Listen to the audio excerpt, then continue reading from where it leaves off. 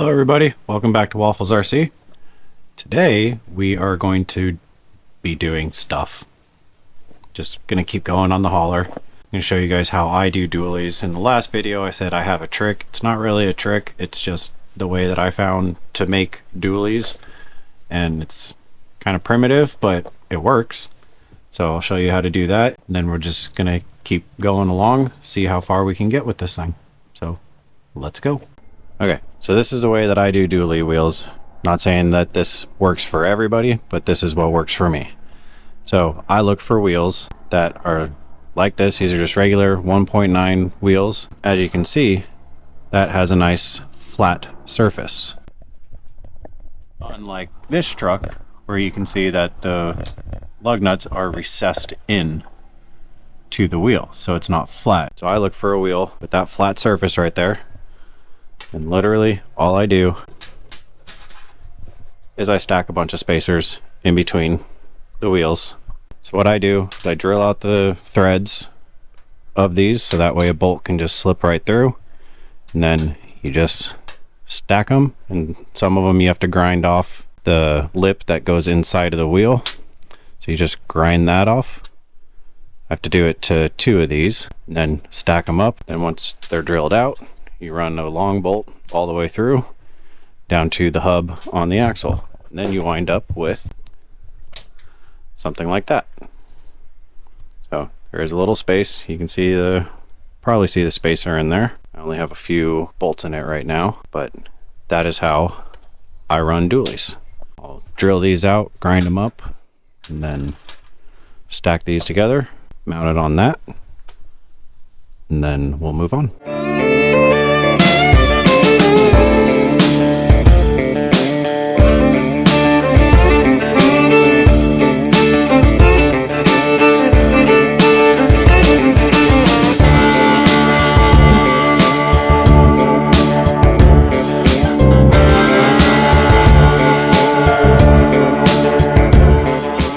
And there you go. There's the dually axle.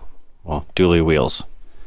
So when it comes to the spacers, it all depends on the wheels that you get to figure out how far out you need to space the outside wheel, because it all depends on the offset. So I had to use one of these bigger brass spacers, 2 smaller brass spacers, because I didn't measure correctly or at all. So I had to also add one of these in there to mix it up, just to get it to space out a little bit further, so that way the tires weren't touching each other. Now I just have to do that for one more axle. So I will get to drilling and be right back. Okay, well that was tedious and annoying. A lot of wheels and tires, but they're on there. And I will say this, these axle housings, they may look good, but I have had nothing but issues with these things. I'm not going to say the company's name because I'm not going to, but I'm also not going to include any links just because I've had to redo a lot of things inside this one just to get it to partially work.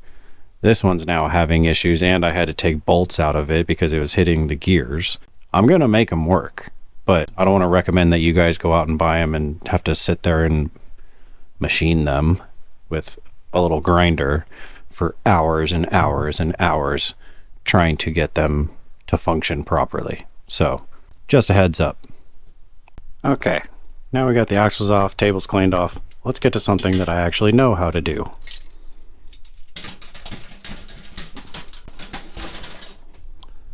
There. Now we'll get back to the frame. Made a few discoveries when I took the axle off, or the axles, sorry, when I took the axles off. This bed is very convenient. It works really well. But please hold. But one thing I discovered, I had to have the bed tilted up to get to the shocks.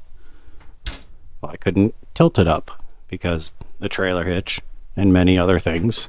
And in my intelligence also, I welded the hinges onto it. It seems like a great idea. I can't take the bed off to be able to get to all this stuff. So I'm going to correct that. Okay, things have happened. I got just a bolt in through a tab that I put down. Now everything clears.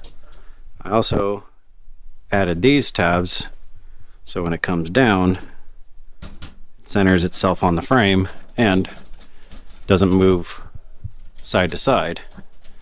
Well, once those are bolted in, it won't move side to side either. I think I'm gonna finish weld this part of the bed, put some sheet metal down, take a look at it. And I'll say this, having all these links on here makes this thing incredibly annoying to try and work on without the axles on it. But I am too lazy to take them off and label them, and I don't feel like doing it. And now I'm regretting my decisions, but when I make a decision, I'm going to follow through with it, even if it's incredibly inconvenient.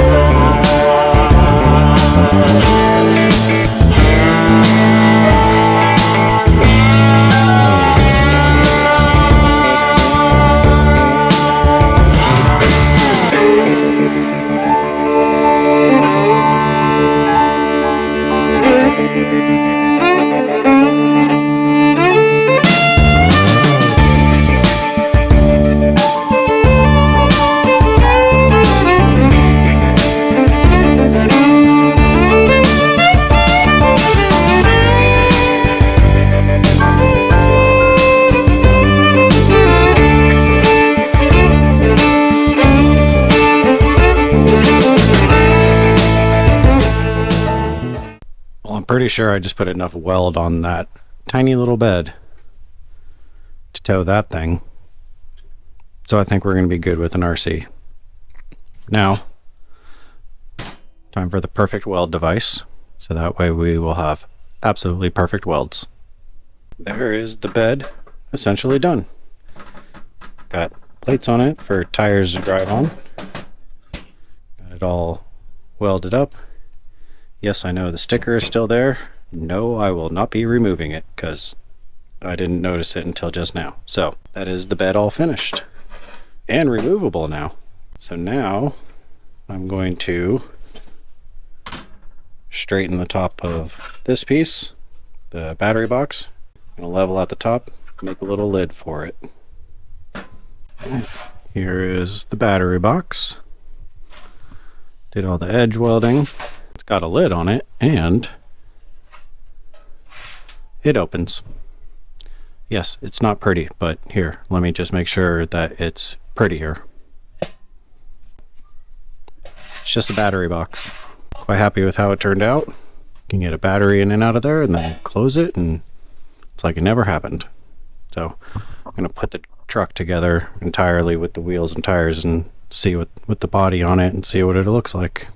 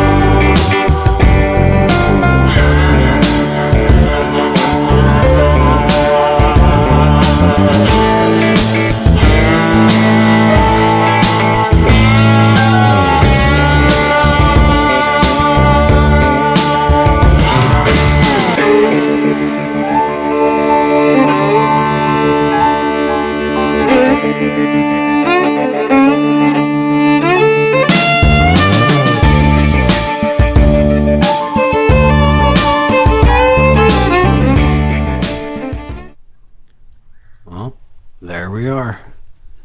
Good spacing between the axles. None of the tires hit. That's quite surprising. Front does have to come up. I was expecting that, so I'll cut those tabs and move it down so that way we got nothing to lift on. Come on. Yeah, it might. I don't know. We'll see. Axle's a little far forward, but we got the bed on there. Still tilts.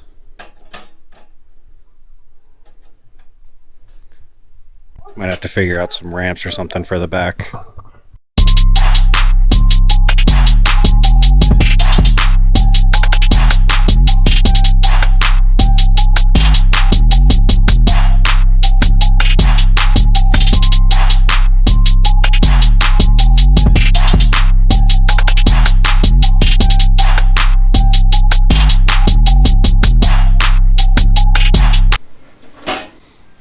Okay, maybe I need to help it.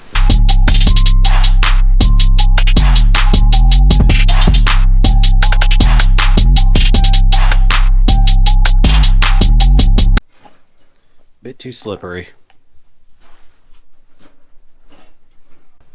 Okay, so I cheated, but whatever.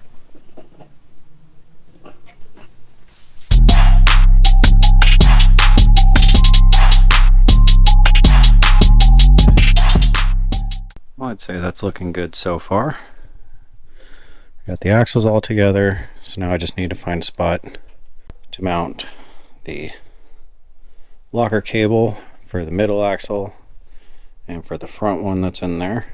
Definitely need to raise the front, but overall, that's a good looking truck. Good morning. It is the next day. No transition this time, just went right to it. I'm gonna keep going on with the truck, see what else we can get going. Now what I'm gonna do is make brackets for these. These are the mini servos off of a TRX4, off of the Bronco over that one. I have one off. I gotta take the other one out of it, but I gotta make brackets for them to sit here in the frame.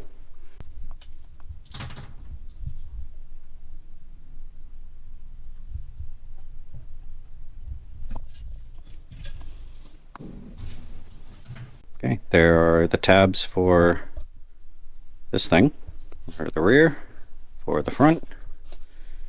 You see, just slips right in there. It doesn't slip right in there, but you get the idea. I gotta grind it.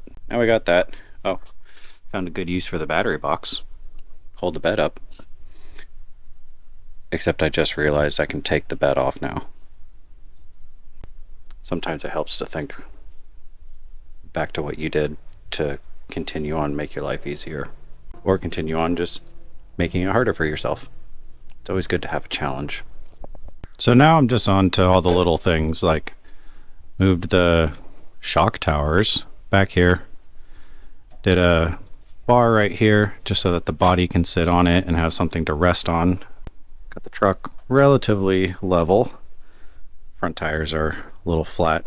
Got a plan for that issue.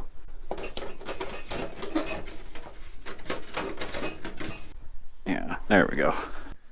The whole truck sits more level now, which I'm happy about.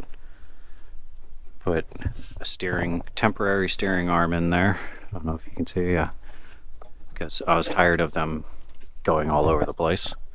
So this is the part of the build that takes the most time. It's always the little things. You can build the bed, build the frame, do all that stuff, but it's all these little things that truly make the difference or help fill everything out and just finish everything. So like that hoop for the body to sit on, moving the shocks, all that stuff. It just takes time.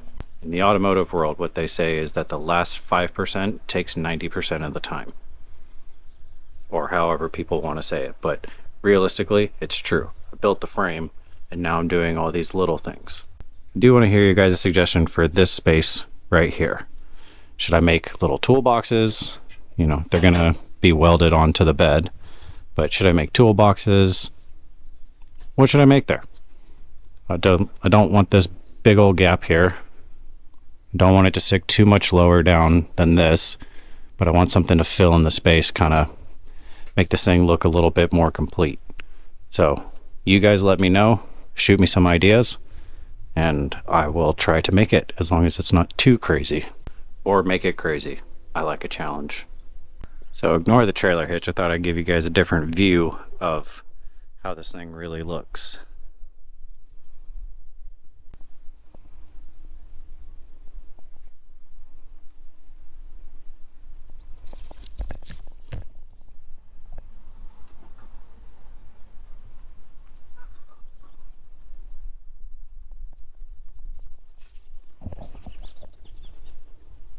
Also, let me know if I should put some steps or something on here.